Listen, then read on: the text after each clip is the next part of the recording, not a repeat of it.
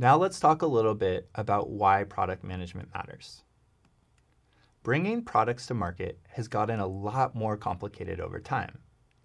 It's super easy to build products that fail, but it's really hard to build a great product. There's a huge need to have someone who's focused on understanding the user and the problem so that the team does not lose sight of the important things that really matter. The product manager also plays an important role aligning all of the other teams that are working on the product so that they're moving together in the same direction. You'll get way better product outcomes when this happens.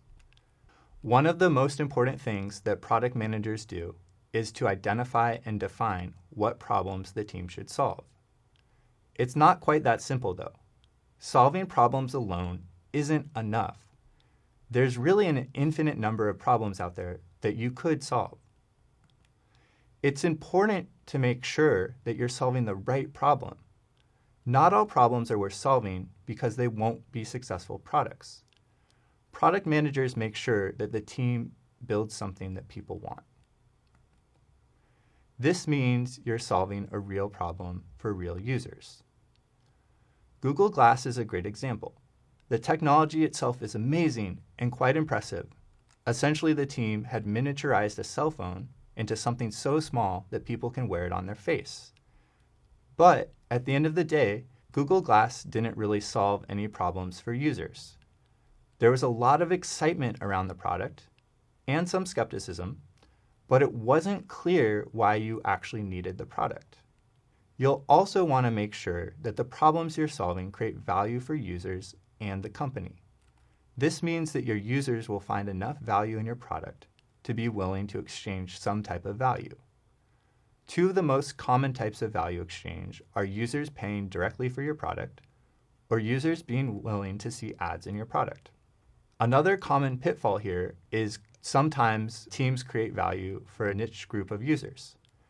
A common way that this happens is that people will build things that they themselves want.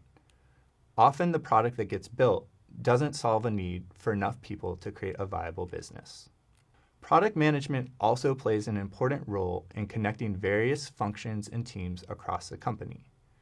PMs advocate for the user, understand the business, empower design, create stability for engineers, and they get everyone excited, but at the same time, keep them focused and moving in the same direction together to build a product. Let's walk through a few examples of products with good and bad product management. Let's start with good product management. The first example is WhatsApp. WhatsApp started as a small company with an intense focus on being the best messaging app. They built a super easy to use communication app that many people use every single day to keep in touch with friends and family. Another example is OpenTable, which is a easy to use, hyper-focused app for making reservations at restaurants. It helps both users find a place to eat as well as restaurants to get people in their doors and streamline some of their operations through the use of technology. And the last example is Headspace, an app for meditation with the aim of helping users manage stress, be more focused, and sleep better at night. Headspace promotes daily meditation as well as ongoing use of their app. It's available to users through a subscription model. Now let's walk through a few examples of products with bad product management. The first example is MoviePass, which was a monthly subscription service that allowed subscribers to see one movie per day in a theater in the US. It had been around since 2011, but in 2017, they lowered their subscription price from $50 a month to $10 a month. A ton of people signed up. I personally used this service, and it was great at first. I got a lot of value out of it. However, the company quickly started to find out that their existing business model was not sustainable. They started making constant changes to the product to reduce the number of movies that subscribers would see. Ultimately, they went out of business. Another example is Everpix, which is an amazing product for managing and organizing photos through automatically sorting and pulling and finding the best pictures for you.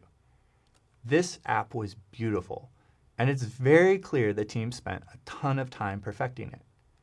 However, They had a small user base and even fewer paying customers because they'd not invested in growth and marketing, or from differentiating their product from other freely available alternatives in the market. They also ended up going out of business.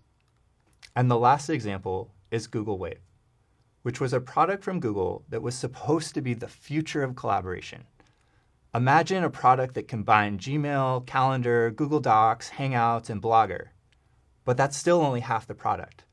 The problem was that no one really knew exactly what this product was supposed to do, but everyone had super high expectations for it. The product had a ton of functionality to support a whole bunch of different collaboration use cases. But ultimately, that led to way too much complexity. One of the ways that you can usually tell if a product is too complex is that if you can't explain what it does in a couple of sentences. Google Wave was also eventually shut down. So now you have an understanding of why product management matters and what can happen with good product management versus bad product management.